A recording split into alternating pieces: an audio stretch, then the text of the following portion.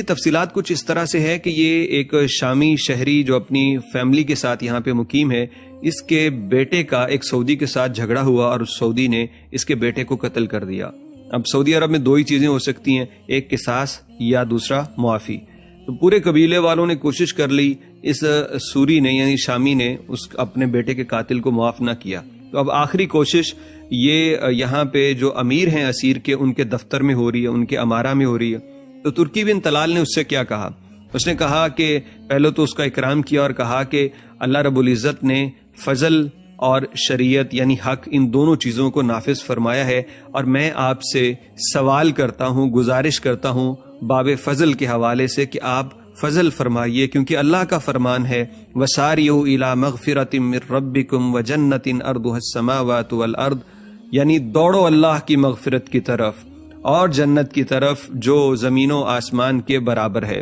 تو میں آپ سے وہی سوال کرتا ہوں، آپ کا حق ہے، آپ جو مرضی کر سکتے ہیں، لیکن میں سوال کرتا ہوں فضل کا، معاف کر دیجئے تاکہ اللہ رب العزت آپ کو اس کے بدلے میں جنت عطا کرے۔ امیر اسیر اس کے بعد یہ کہتے ہیں کہ آپ 2 رکعت نفل ادا کر لیجئے، اللہ آپ کی مدد کرے گا آپ جو فیصلہ کرنا چاہتے ہیں۔ اور اس کے بعد کہتے ہیں آپ واپس آئیے، وَأَنَا تَحْتَ عَمْرَكَ، اور میں آپ کے حکم کے نیچے ہوں، اور میں آپ کے حکم کے کمانڈ میں ہوں، اور میں آپ کی اطاعت کروں گا، جو کچھ آپ واپس آ کے کہیں گے، قصاص یا معافی جو آپ کہیں گے، آپ کا حکم سر آنکھوں پہ۔ اور جملہ دیکھیے، وَأَنَا تَحْتَ عَمْرَكَ، اور میں آپ کے حکم کے نیچے، آپ کا حکم سر آنکھوں پہ، یعنی زبردستی نہیں ہے، یعنی یہ نہیں ہے کہ میں اپنے عہدے کا فائدہ اٹھاتے ہوئے آپ کے اوپر زبردستی مسلط کروں اور کہوں کہ آپ اس کو معاف کر دیں۔ اب پوری ترغیب دی۔ اب وہ شامی شہری گیا، 2 رکعت اس نے نفل ادا کیے، اور اس کے بعد دعا کر کے واپس آیا، اور اس نے آ کے کہا کہ میں سب سے پہلے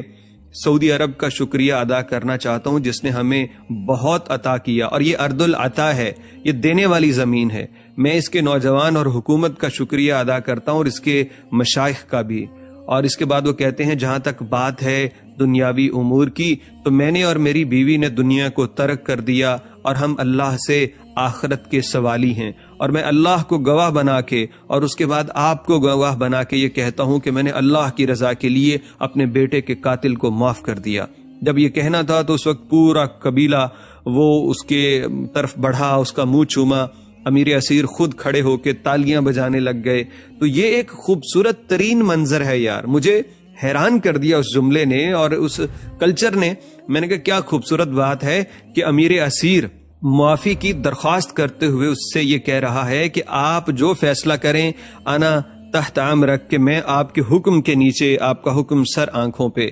یہ دراصل شریعت اسلامیہ کا وہ خوبصورت ترین چہرہ ہے۔ کیا کمال اور لاجواب قانون اللہ رب العزت نے اسلام کے ذریعے انسانوں کو دیا کہ جس کے اندر قاتل کو بھی کوئی چھوٹ نہیں ہے اور مظلوم کے ساتھ بھی کوئی زیادتی نہیں ہے، لیکن اگر مظلوم معاف کر دے تو پھر اللہ اس کو دنیا میں بھی عزتوں سے نوازتا ہے، اور آخرت میں تو اللہ نے جنت کا وعدہ کر رکھا ہے۔ اللہ صبر دے اس شامی شہری کو، اس کی بیوی کو۔ بیٹے کا دنیا سے چلے جانا کوئی چھوٹا عمل، کوئی چھوٹا نقصان نہیں ہے، لیکن اس کے بدلے